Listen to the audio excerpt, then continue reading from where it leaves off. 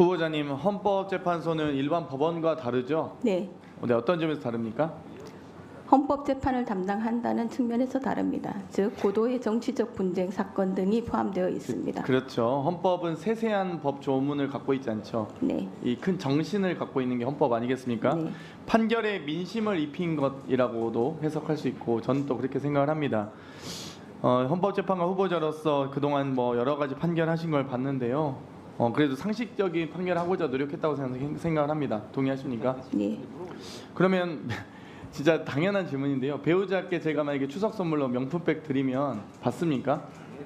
받아본 적이 없습니다. 그렇죠. 안 받는 게 상식적이고 만약 드린다면 돌려주실 거죠? 저한테. 네, 당연히 그럴 것 그러겠죠. 같습니다. 그게 상식적이죠.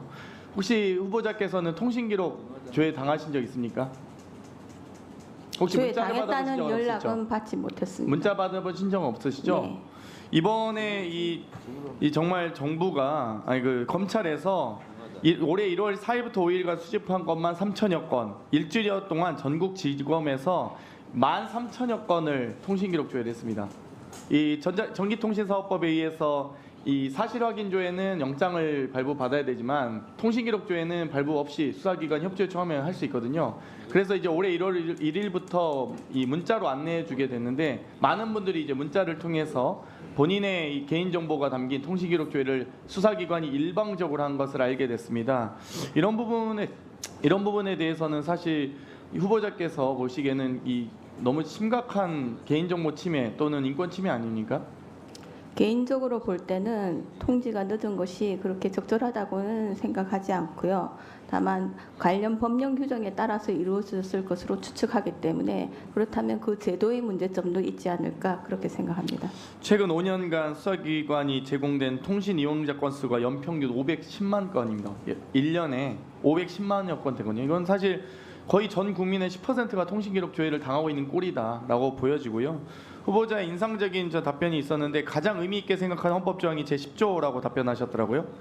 이 인간의 국민의 행복추구권과 또 국가는 이 개인이 가지는 불가침의 기본적 인권을 확인하고 보장할 의무를 진다는 것 아니겠습니까? 국가가 그러면 개인의 인권을 보장하기 위해서 존재하지 개인의 인권을 침해하기 위해서 존재하면 안 되겠죠. 네. 물론 범죄 혐의로서 많은 어떤 국가에 소속된 국민들의 피해를 최소화하는 것도 국가의 책임일 것입니다. 네. 그러면 당연히 주가 조작이나 이런 부분들도 당연히 문제 아닙니까? 다른 소액 주주나 개인 투자자들의 개미 투자자들의 이 권익을 침해하는 것이니까요. 네. 근데 이거 전혀 수사도 안 하고 이런 부분은 과연 이게 공정한 수사, 국민으로서의 권리를 다 하고 있는 것인지 의문인데요. 거기에 대해서 의문이 있으시지 않으세요? 적절한 만약에 범죄 혐의점이 있다면 적절한 수사는 이루어져야 된다고 네, 그게 생각합니다. 상식적이죠. 그게 사실 뭐 수사 중인 사안이라 답변할 수 없습니다. 이건 검찰총장 후보자는 하는 답변이죠. 이번에 그 이명박 박근혜 전 대통령에 대한 유죄 판결 잘 아실 겁니다. 거기에 대해서는 동의하시죠? 이게 판결에 네, 유죄가 판결의 선고된 것에 취지는 대해서 존중합니다. 그렇죠. 그러면 박근혜 대통령 탄핵 심판에 대해서도 지금 다른 존경하는 소영 의원님도 질문하셨던데 이 탄핵의 사유가 핵심은 사실 헌법소의 의지가 없다는 건 아니겠습니까? 결론적으로 딱 한 문장으로 얘기하면 네, 그렇게 표현할 수도 있겠습니다. 이 대통령의 거부권은 이 대통령제는 물론 미국에서 유래한 제도이기도 합니다만 거부권은 결국 이 행사에 대해서 어떻게 이제 해석이 되느냐에 대한 뭐 법률적 논쟁이 있는 것 같습니다. 미국은 이 법률안 발의권이 없죠. 정부 제출 권한이 없지 않습니까? 네. 그렇기 때문에 이 국회의 입법 권한에 대한 견제권으로서 대통령의 거부권이 존재합니다. 이건 다 저희가 정치학 시간이나 법학 시간에 다 배웠던 거거든요. 그런데 이 지금 김철수 교수님께서 헌법학 교수님이시잖아요. 이 대통령 이 거부권은 행정부가 법률안 거부권을 갖고 있지 않은 미국에 한해서 인정하고 있는데 우리나라는 이 대통령의 그러니까 행정부의 법률 입법권을 있으면서도 거부권을 함께 인정하고 있어서 입법권에 대한 견제 정도를 넘어 상당한 위협이 되고 있다라고 헌법학 신론에 적고 있고 계시고요.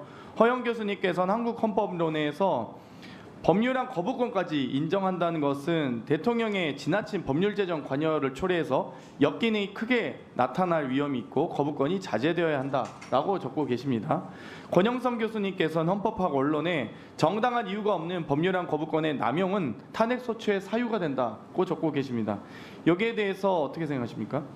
이론적으로 그런 이론들은 충분히 있을 수 있다고 생각합니다. 이 박근혜 대통령 탄핵 심판 당시에 중대성 여부에 대한 판단 이 청구 판결문이 있습니다. 피청구인의 위헌 위법 행위는 대의민주주의 원리와 법치주의 정신을 훼손했다. 최 씨는 국정 개입 사실을 국민에게 철저히 숨겼고 관련 의혹이 제기될 때마다 이를 부인하며 오히려 의혹 제기를 비난했다. 국회나 언론의 견제 감시가 제대로 작동될 수 없었다. 피청구인이 보여준 일련의 언행에서는 헌법소 의지가 드러내지 않는다. 대국민 담화에서 진상규명에 최대한 협조하겠다고 했으면서도 정작 검찰과 특검 조사에 응하지 않았고 청와대 압수수색도 거부했다.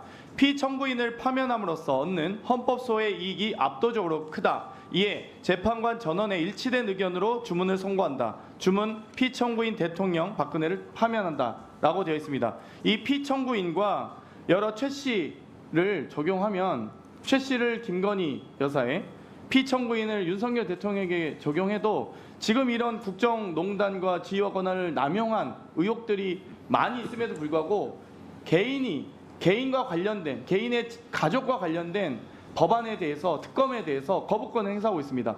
사실상 이 거부권은 특검을 거부한 것이자 본인 대통령실에 대한 압수수색, 특검 조사에 대한 조사에 대해서 전혀 응하지 않은 대통령으로서의 의무를 다하지 않고 있는 것이라고 저는 생각합니다. 후보자께서는 어떻게 생각하십니까?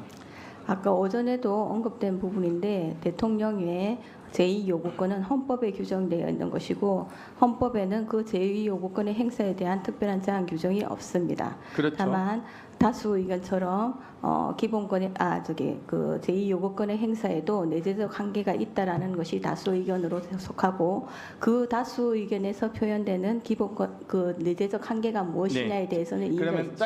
짧게 질문드리겠습니다. 김건희 여사는 국정 운영권이나 국정 개입이 가능합니까? 권한이 있습니까? 권한은 없습니다.